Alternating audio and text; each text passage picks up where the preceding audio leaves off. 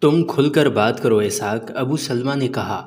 ہم اس صورت میں ہی کامیاب ہو سکتے ہیں کہ ایک دوسرے کی خامیوں اور نقائص کی نشاندہی کریں۔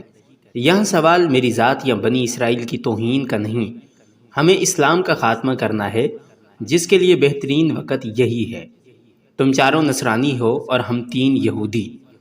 میں اس وقت کو تصور میں لا رہا ہوں جب نصرانیوں اور یہودیوں میں اتحاد ہوگا۔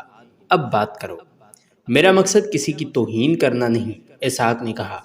میں کہنا یہ چاہتا تھا کہ بنی اسرائیل جنگ سے گریز کرتے ہیں اور میدان جنگ سے دور رہتے ہیں۔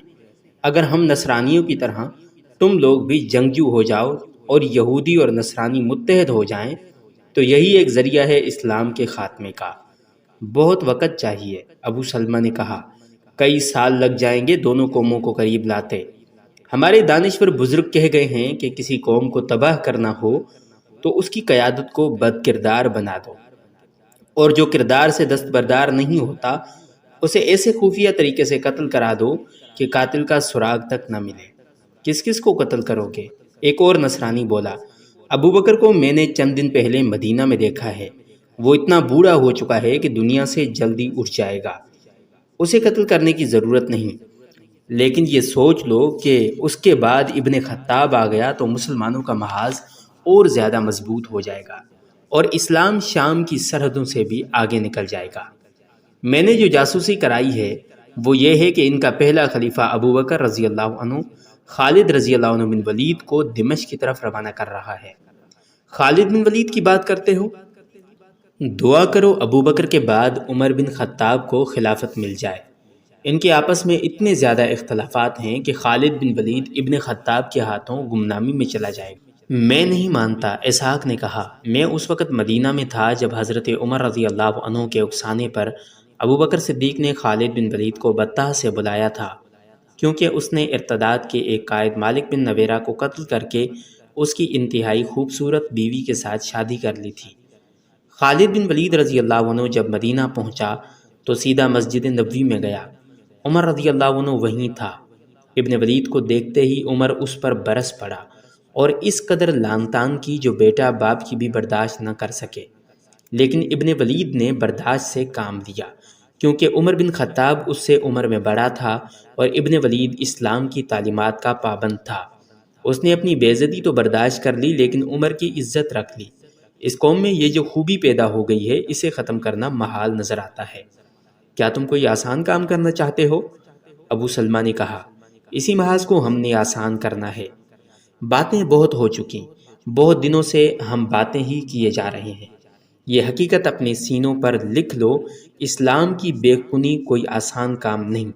ہم یہ کام میدان جنگ میں نہیں کر سکتے، نہ فوجیں اسلام کے خلاف کوئی کامیابی حاصل کر سکتی ہیں۔ میں کہہ رہا تھا کہ کسی قوم کو تباہ کرنا ہو تو اس کی قیادت کو بد کردار اور بددیانت بنا دو۔ لیکن کیسے؟ اسحاق نے کہا۔ میرا نظریہ بھی یہ ہے کہ اب باتوں کے بجائے عمل کیا جائے۔ کردار میں بدی خوبصورت عورت سے پیدا ہوتی ہے یا شراب سے؟ ابن داؤد نے کہا۔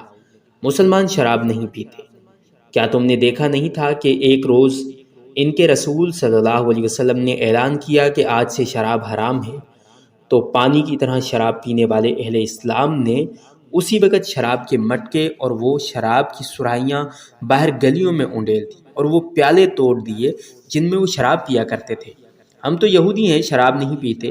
ان نصرانی بھائیوں سے پوچھو جو شراب کے رسیہ ہیں، انہیں کہو کہ شراب کے یہ سرائی اور اپنے سامنے رکھے ہوئے جام اٹھا کر باہر پھینک دو تو یہ ہنس کر ٹال دیں گے، یا یہ کہہ دیں گے کہ ایک دو روز بعد ہم شراب سے توبہ کر دیں گے۔ یہ توبہ نہیں کریں گے۔ لیکن مسلمانوں نے آن واحد میں توبہ کر کے دکھا دی اور شراب کو ام الخبائث قرار دے دیا۔ ابو سلمہ اس طرح ہنسا جیسے اس کے سامنے بیٹھے ہوئے یہ آدمی کم عقل اور طفلان مکتب ہوں۔ مسلمانوں نے شراب چھوڑ دی ہے، ابو سلمہ نے کہا۔ عورت کا نشہ برقرار رکھا ہے۔ ایک آدمی، خصوصاً سرداروں نے کئی کئی بیویاں رکھی ہوئی ہیں اور وہ خوبصورت اور جوان لڑکیوں کی تلاش میں رہتے ہیں۔ یہ نہ بھولو کہ خوبصورت عورت اور جوان لڑکی ایک ایسی طاقت ہے جس نے بڑے بڑے جابر اور جنگجو بادشاہوں کے تاج اپنے قدموں میں رکھا لیے ہیں۔ ہم مرد کی اس کمزوری کو استعمال کریں گے، اور یہ بھی دماغ میں بٹھا لو کہ جو لذت